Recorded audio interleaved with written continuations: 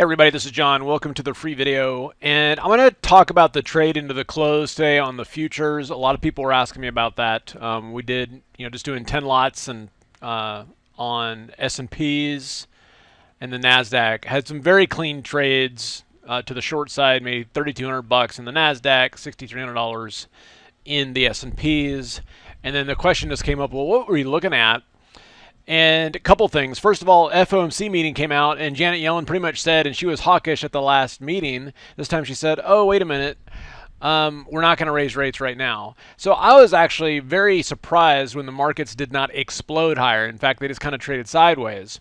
So as I'm watching them trade sideways, I'm watching the squeeze set up, and now you can see that, when everything lines up red along the top here, that means that you are all systems go all the way up to the 20-minute chart for a sell signal. Okay, so I was watching that, and then we broke this trend line. It was just boom. And this is a very, very easy trade, and you can see there's the ATR trailing stop there.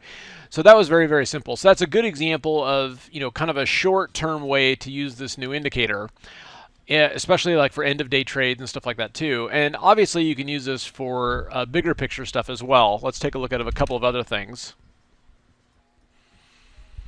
So the other thing to look at, and the thing that we talked about today in the live trading class, was the idea that you actually do have three setups at any given time. You have the no-brainer buy, okay, the no-brainer sell, which we just looked at with the S&Ps, and then you just have mixed.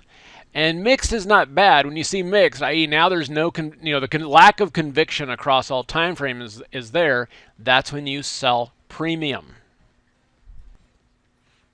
So when it's mixed, that's when you go to selling. My first choice is always selling iron flies. So in this case, we did the 740 iron fly, and it's lower risk, $10 wide, sold it for $624. So the risk reward is pretty good. At this point, we would need a little bit of a grind higher in Google, okay, and then also did a butterfly, which is only a 32-cent debit, and if that does pan out, it's pretty good. But in a market like this, where you've got the overall market looking a little shaky, obviously we want to have some exposure to the downside as well, which is where something like CMG comes into play. So you can see here on the daily chart. We had just had a 1-dot squeeze, but then you can see we had red dots across the board back to the 2-day, 3-day, 4-day.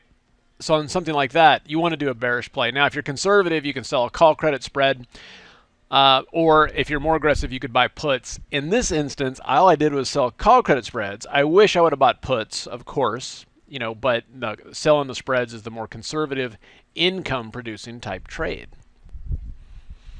So if we look at CMG here, you can see that, of course, this thing has fallen quite a bit. And this call credit spread, at the time we sold it for $380, it was $10 wide. It's pretty much at max profit now at $7,500. Now, obviously, I can buy this back and keep all that. We're at this point, $40 away from the strikes. You could also let it expire. And, of course, by tomorrow, I could just buy back the short side for a nickel. So anyway, lots of flexibility there in how to handle it.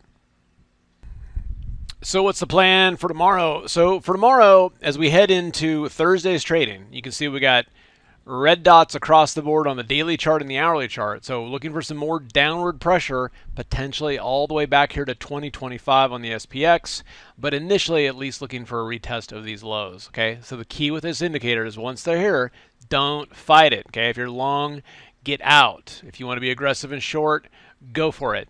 But anyway, it's been a great tool. Lots of great feedback on it, and I've just found it's made my trading a lot easier as well. All right, so it should be a lot of fun. In terms of the bigger picture on the S&Ps, the main thing to remember now is that yes, of course, we are in a fantastic uptrend, but we're also kind of consolidating here. We could easily come back down to the bottom of this flag at 2013. That's a solid decline from where we are now. So I am definitely on the bearish side here.